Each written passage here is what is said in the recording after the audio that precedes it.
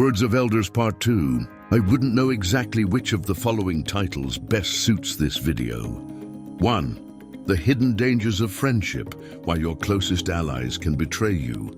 2. Trust wisely, friends can fail you, enemies can serve you. 3. Betrayal comes from within, never put too much trust in friends. 4. A wise man knows an enemy can be an asset, a friend can be a threat. 5. Beware of friends, use enemies, the untold truth about power and loyalty. Maybe this last one would do. The greatest mistakes in life often come from putting too much trust in friends and underestimating enemies. Friends are close, but sometimes too close to see the power they wield against you. Enemies, on the other hand, are predictable. They do not pretend.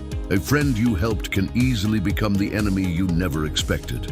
A friend you lifted may one day feel you are standing in their way. A friend you trusted can be the one sharpening the knife behind your back. History has shown it. More betrayals come from friends than from known enemies. Julius Caesar was not stabbed by a foreign enemy. It was Brutus, his friend. Michael III did not fall because of a stranger. Basilius, his trusted friend, turned against him. Even the Lord Jesus Christ was not betrayed by a distant enemy. It was his closest apostle that exposed him with a kiss. The people who sit closest to you at the table often know where to strike the deepest. Never think that a friend owes you loyalty just because you once helped them. Loyalty is not owned, it is managed. A grateful friend today may be an ambitious rival tomorrow.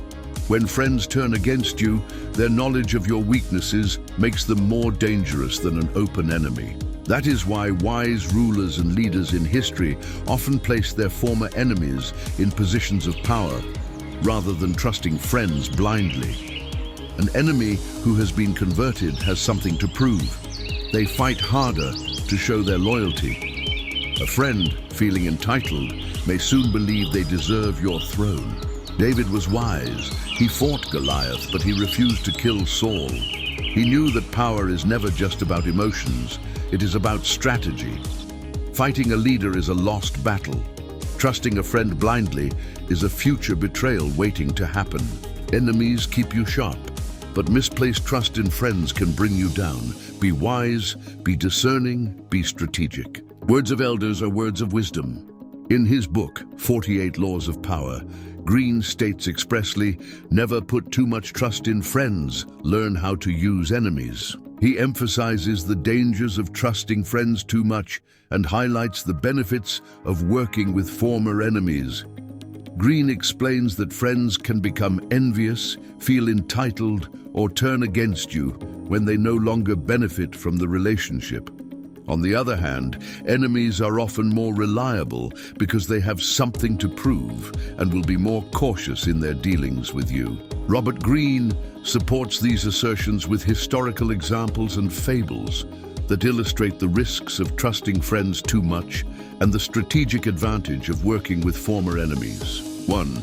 The downfall of Michael III. Michael III, a Byzantine emperor, trusted his close friend Basilius and helped him rise to power. Instead of being loyal, Basilius turned against him, seizing control and ultimately killing him. Lesson: friends, when given too much power, may develop their own ambitions and turn against you. A former enemy, however, is often more cautious and reliable since they have more to prove. 2. Emperor Sung's cautious move. In ancient China, Emperor Sung understood the risks of giving too much power to close allies. Instead of keeping his most trusted general in the military, he rewarded him with wealth and retired him. This prevented the general from becoming too ambitious or dangerous. Lesson: even the most loyal allies can become a threat if they hold too much power. Keeping people dependent on you ensures your control. 3. Count Galeazzo Sforza's costly mistake.